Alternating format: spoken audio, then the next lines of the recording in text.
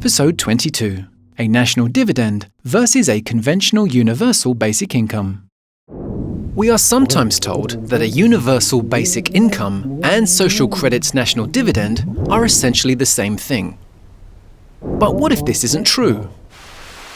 According to the social credit proposals of Major C.H. Douglas, not to be confused with Chinese social credit, the national dividend, while bearing certain superficial similarities to a universal basic income, nevertheless differs in a number of fundamental ways. Like the UBI, the dividend is universally inclusive.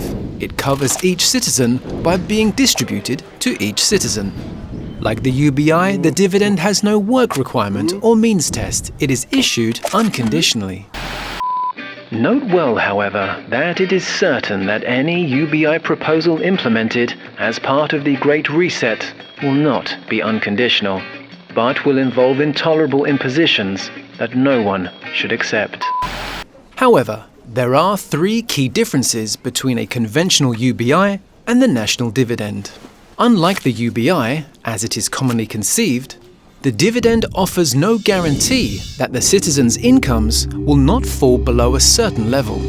The national dividend is indexed to productivity and can rise or fall depending on the size of the price-income gap.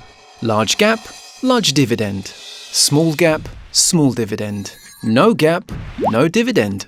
The dividend may or may not be sufficient to meet the basic needs of citizens. Although, in the case of a mature, highly industrialized economy, it is expected to do so.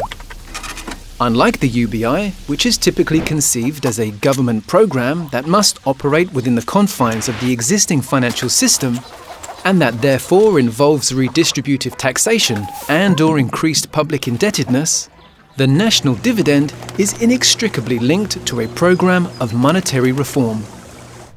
That reform aims at a systemic rehabilitation of the economic and social orders in the direction of improved functionality. As we have seen repeatedly throughout this series, social credit contends that there is a gap between the flow of prices and incomes. The present financial system seeks to fill that gap by injecting additional debt money, whereas social credit proposes that the gap should be filled instead via the issuance of debt-free credit. Some of that debt-free credit would be injected in the form of a dividend. Just as a private company may distribute its profit to its shareholders in the form of dividends, so too can a nation monetize its macroeconomic profit and distribute the usufruct to its citizens.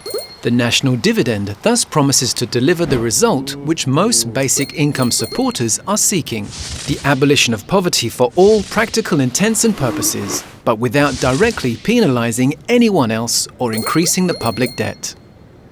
Finally, unlike a certain number of conventional basic income proposals, the dividend is not tied to full employment as a fixed policy. If an economy is physically capable of providing everyone with all of the goods and services that they need to survive and flourish without calling on the full capacity of the available labor force, then the amount of the dividend need not be restricted so as to artificially maintain the positive incentive to work.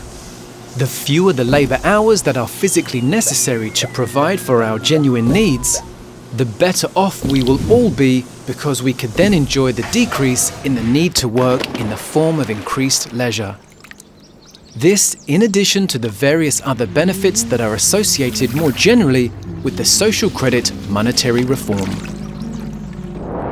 This animated series was sponsored by the Clifford Hugh Douglas Institute for the Study and Promotion of Social Credit. For more information on Douglas Social Credit, please visit socred.org or socialcredit.com.au. Be sure to like this video and please subscribe to our channel.